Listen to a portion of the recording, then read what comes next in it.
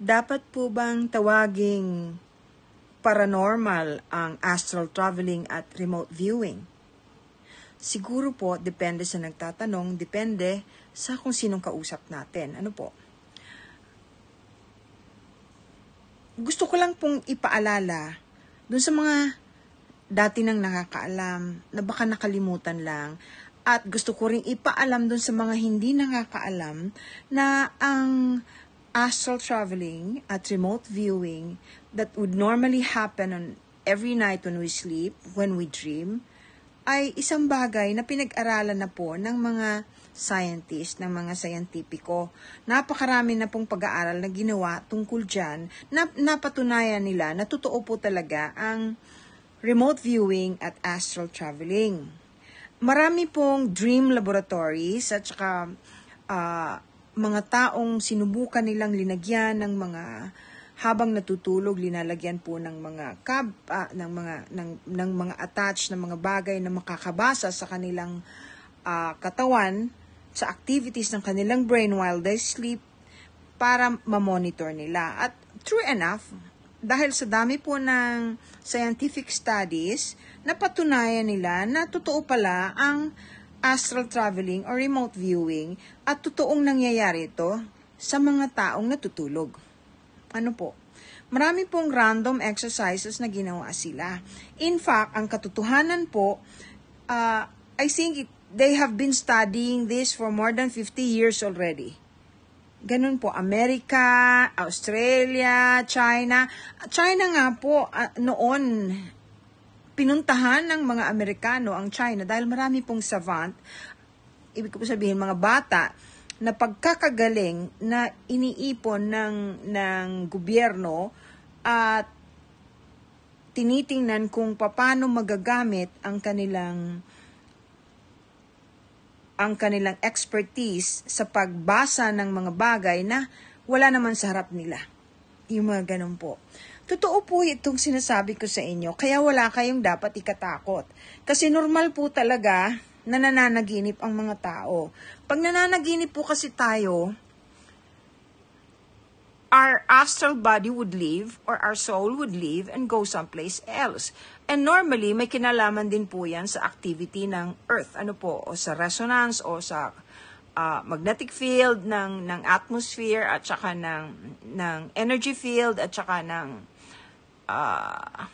vibration at frequency.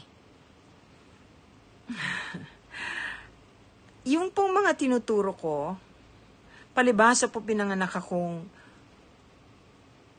nakakapag-adjust ang frequency ko sa frequency ng Earth pag nagbabago. Kaya ko po nagagawa. Wala pong nagturo sa akin yan, pero nagagawa ko dahil pinanganak po akong ganon. Siguro, hindi lang naman po ako nakakagawa niyan. Marami po tayo. Actually, yung akin po, kaya lang naman naging special kasi controlled. Meaning, I can do it without sleeping. Yun po ang tinuturo ko sa mga estudyante ko. Very interesting po ang pagtuturo ko sa kanila kasi may exercises kami. Hindi ko po kukwento sa inyo yung exercises doon sa classroom. Ang kukwento ko po sa inyo yung isa sa particular na exercises na ginagawa namin na hindi kami nagkikita. Kunyari, magdodrawing po ako ng isang bagay or may isusulat akong isang bagay. Pagkatapos, lahat silang mga estudyante ko, mamimili ako, kunyari, 7 ngayon, tapos next day, 7 naman or 10 naman, ganyan. Sasabihin ko sa kanila, ipadala ninyo sa akin ang screenshot ng drawing ninyo o kung ano yung word na sinulat ko. Alam nyo ba na nakukuha nila? Alam na kasi po nila yung technique. Wala pong lahat ng tao po, yun ang palagi kong tuwing mag-video po ako, tuwing magpo-post ako, palagi kong sinasabi, lahat tayo may third eye. May kalawang lang po, hindi kasi nagagamit. Ngayon, pagka merong gabay, kasi ang tinuturo ko ay hindi ninyo mapag-aaralan sa internet. Iba po ang merong taong kausap na gumagabay sa'yo at sinasabayan ka at tinuturuan ka ng face-to-face. gusto ko lang pong ulit-ulitin na walang kinalaman sa religion ng astral traveling or remote viewing. Walang kinalaman po sa yung iba nga po paranormal ang tawag dyan eh. So, depende yan sa kausap. Regardless of whether you believe it or not, it's a natural thing that happens to each and every one of us every time we sleep.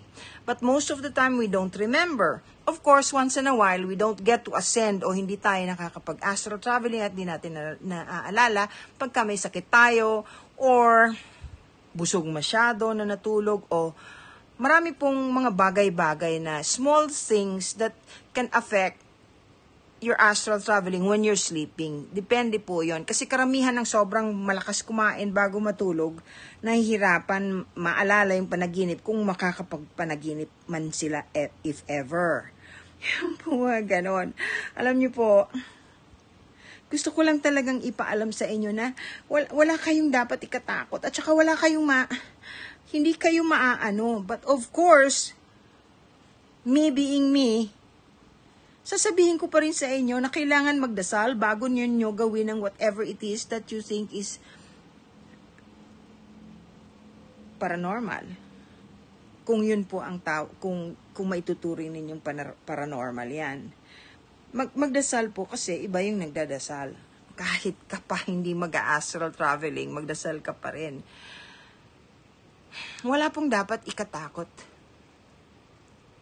Marami pong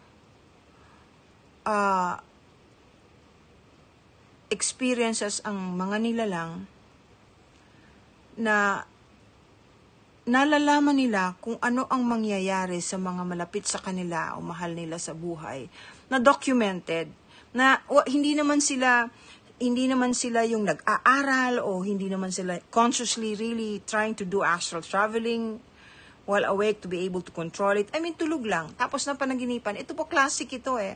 Nasa diary po yan eh. Isa yan sa mga documented na pinag-uusapan palagi sa mga school of astral traveling and remote viewing. Kasi, yung mga nananaginip, pagkatapos yung napanaginipan nitong babaeng to, yung mga kasamahan niya sumakay sa eroplano, bumagsak.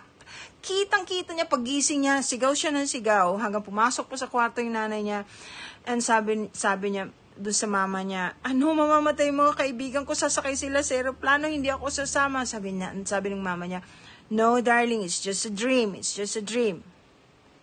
Tinawagan niya yung mga kaibigan niya, huwag kayong sumakay dyan, huwag na kayong sumakay dyan sa eroplanong yan, pagpaliban nyo na. Hindi naman nakinig sa kanya. Nagbutuhan yung grupo, hindi na ba tayo alis, hindi na ba tayo sasakay? Majority gustong umalis. Siya nagpaiwan. Kinabukasan, bumagsak po yung eroplano, lahat patay. Yung mga ganyan. There is something about astral traveling na nakaka-pick up ng things that are just about to happen. Hindi pa mangyayari ay nakikita mo na. Napipick up because of somehow we're all interconnected and if we feel very close to some people, of course, pagka may masamang mangyayari, kung minsan nararamdaman natin. Unfortunately, bihira yung naniniwala pagka nagbababala ang taong nananaginip. Siya nga po pala, baka mamaya, ngayong Saturday night, earlier ng kaunti, magla-live po ako uli. Abangan niyo po ako. Mag-uusap tayo. Tanong ninyo yung gusto ninyong itanong. Huwag lang ho sa panghuhula, Ulitin ko na naman, hindi po ako manghuhula. I can do astral traveling. Easy. Remote viewing. Yes, I teach that. I can teach my students very well.